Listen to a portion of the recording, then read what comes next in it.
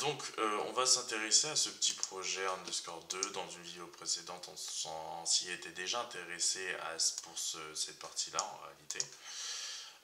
J'utilise SAS, donc le préprocesseur SAS, qui va être compilé ultérieurement en CSS, ce qui est visible ici.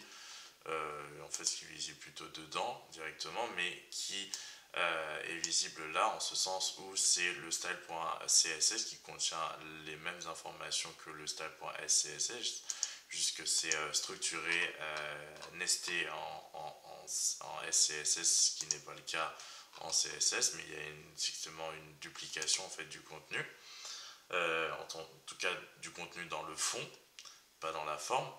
Et donc voilà, ensuite j'utilise effectivement du JavaScript, un script en JS, en JavaScript, ce qui est visible ici.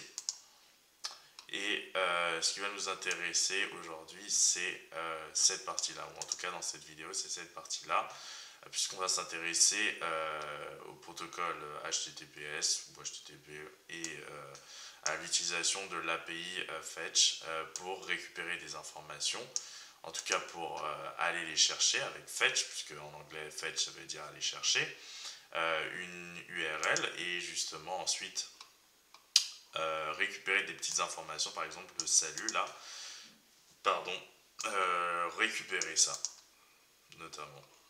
Ce qui permet effectivement de transporter des informations d'une page à l'autre. C'est-à-dire que j'ai déjà fait des vidéos concernant par exemple le langage de programmation PHP où j'utilisais effectivement des méthodes comme get pour aller chercher des informations, récupérer des informations et les afficher à l'écran. Et là, on va faire à peu près la même chose en JavaScript en utilisant post et la méthode post et la méthode get. Mais actuellement, ça va être la méthode get. Post sera pour effectivement envoyer des informations et les récupérer. Donc voilà, donc vous pouvez regarder la structure un peu du HTML, mais de l'index.html, mais ce qui va nous intéresser, c'est vraiment cette partie, cette section. Donc voilà, on va s'intéresser à cette partie-là, en tout cas dans cette vidéo, c'est sûr et certain, puisqu'en réalité, c'est cette partie-là dans laquelle va s'afficher des messages, et pourquoi ils s'affichent, on va voir ça tout de suite. Donc on est à ce niveau-là. On utilise l'API Fetch. On utilise ensuite le protocole HTTPS. L'URL qui est là contient une information qui nous intéresse. Ici, message égale salut, ou plutôt salut. Donc c'est ça l'information qui nous intéresse. On veut la récupérer au final. Ça, en réalité, ça nous retourne quelque chose qui est une promesse qui doit être résolue d'une façon ou d'une autre. Donc résolue par le then ou par le catch.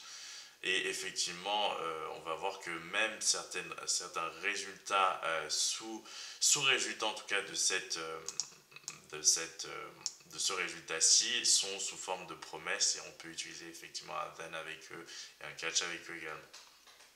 D'ailleurs, ce qui est le cas ici. Le catch est facultatif, hein, mais c'est toujours mieux d'avoir un petit catch pour repérer si justement il y a une erreur dans notre programme.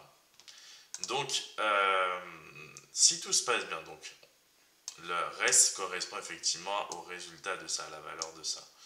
Donc, si tout se passe bien, donc if rest.ok, ce qui va se passer, c'est qu'on va créer du contenu au sein des balises div, puisque c'est ces balises-là, en tout cas, qui ont pour ID message. Donc, on va créer du contenu là, avec justement l'utilisation de la propriété text content et non pas inner HTML, puisqu'on ne rajoute pas des balises HTML à l'intérieur de ces guillemets. Donc on va écrire tout a fonctionné, mais ça aurait pu être autre chose, hein, complètement. Ok, all good. On va mettre ça all good en anglais. All good. On va sauvegarder.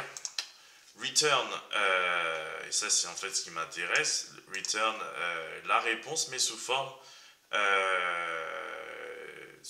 d'une certaine manière, sous forme JSON. Sous forme JSON et plus sous forme d'objet JavaScript, mais c'est sous forme effectivement entre guillemets d'objets JSON, sauf que en fait c'est pas des objets JSON, c'est juste une façon de décrire les choses. Donc sous forme JSON, sous forme de fichier JSON, on va dire, sans être vraiment un fichier. En format JSON, on va dire. Et donc la réponse est retournée sous forme de format JSON qui ressemble beaucoup à une forme d'objet JavaScript, sauf qu'effectivement il y a une toute petite différence. Hein.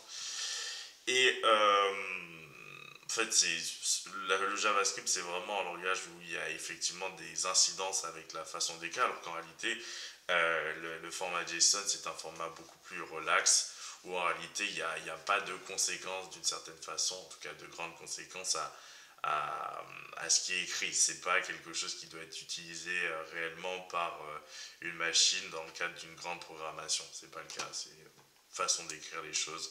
On verra ça. Donc, ça nous retourne, si tout se passe bien, la réponse. Donc, ça, sous forme sous format JSON. Donc, ça, c'est fait. C'est une chose de fait. Ensuite, j'aurais peut-être pas dû mettre ça là. Pop, parce que, en fait, c'est plutôt là. Hop.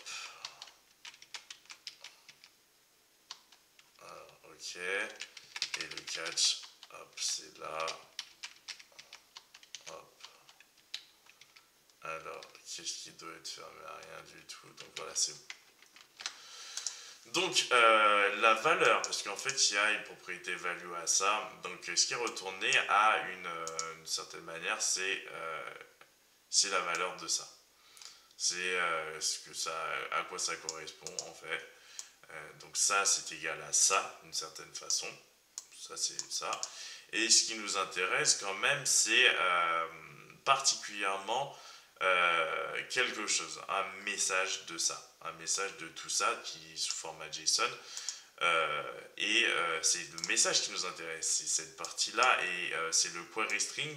On va dire que c'est entre guillemets une propriété du format JSON qui s'appelle query string, qui contient justement la valeur de message, qui contient un message qui, on va être une sous-propriété de ça, et qui est lié effectivement à une message. On va dire que c'est des clés. Query string, c'est une des clés. Il y a headers aussi qui est une clé, on va dire, une clé entre guillemets. Et une sous-clé de cette clé, c'est effectivement message. Et message contient une valeur salut, et on veut récupérer cette valeur-là. Donc ce qui passe, c'est qu'effectivement, en réalité, on doit écrire ça, donc qui correspond à value, et récupérer query string, et ensuite récupérer message dans query string. Donc si je l'avais appelé, alors on va déjà faire un check all good. Donc ça, c'était cette première partie là, hein. Donc ça veut dire qu'on est rentré dans ça, tout s'est bien passé, on est donc ensuite sorti de cette condition là pour arriver à celle-ci. Et on va ajouter entre les deux divs là, en fait les balises ouvrantes et les balises ouvrantes et fermantes, ce contenu là qu'on ajoute. Donc c'est pour ça qu'on fait plus égal ici. Donc on ajoute, on concatène, on va dire. J'aurais pu utiliser concat, mais bon bref, on concatène ce qui était déjà écrit avec cette nouvelle information, cette nouvelle valeur qui est ajoutée à la précédente. Donc all good, on le voit, alors que si on n'avait pas concaténé, ce serait que la suite qu'on aurait vue. Alors je peux vous montrer ça. Voilà. Pas de concaténation, ça veut dire qu'on fait d'une certaine manière, on écrit dessus. On écrit sur ce qui était déjà écrit, donc on enlève l'ancienne valeur de document getEmount by the message.text content, on enlève sa valeur all good et on la remplace par celle-ci. Donc c'est bien ça. Donc on peut un peu modifier les choses. Par exemple là j'ai appelé ça message, et là on va passer à ce niveau-là à erreur, et c'est ça qui est intéressant. Donc là ça s'appelle plus message, donc évidemment ça va pas le trouver, hein, message n'existant plus, c'est fini, et ça va nous afficher donc le catch, l'erreur. C'est ça qui est bien. erreur, tac. Et donc on sait que ça n'a pas fonctionné. On sait que ça avait fonctionné si on laissait la concaténation. Donc au moins c'est un indicateur. On sait que si ça concatène et que ça affiche bien all good, tout ça s'est bien passé et que le problème a eu lieu à ce niveau-là. Donc évidemment, ça affiche erreur parce que bon, on passe de ça. Alors j'aurais peut-être dû l'écrire là, avec une concaténation également. Ça au moins, on sait qu'il y a un petit problème. Voilà. Ensuite, je laisse un petit espace. Et voilà, on voit que tout ça, cette partie-là s'est bien passée, que ça n'a pas fonctionné et qu'on a basculé directement dans le catch. Ce qui ressemble évidemment en Python à la forme try, except and finally, sauf que ici, là, j'ai pas mis de finally, donc le try, on va dire que c'est le then, et l'except, c'est le catch. Et d'ailleurs, en PHP également, j'utilise ça assez fréquemment pour tester des morceaux de code. C'est mieux pour le débugage, d'une certaine façon, c'est plus cool de faire ça. En tout cas, moi, je le fais assez souvent. Donc, voilà. Tout ça s'est bien passé. Donc, pour cette vidéo, on va s'arrêter à là. Hein, vraiment, il faut retenir que ça, c'est retourné sous forme de promesses qui doivent être résolues, être résolues avec le then ou résolues avec le catch. Et moi, le catch correspond généralement à une erreur, donc résolu soit avec la réussite du programme, soit avec son échec.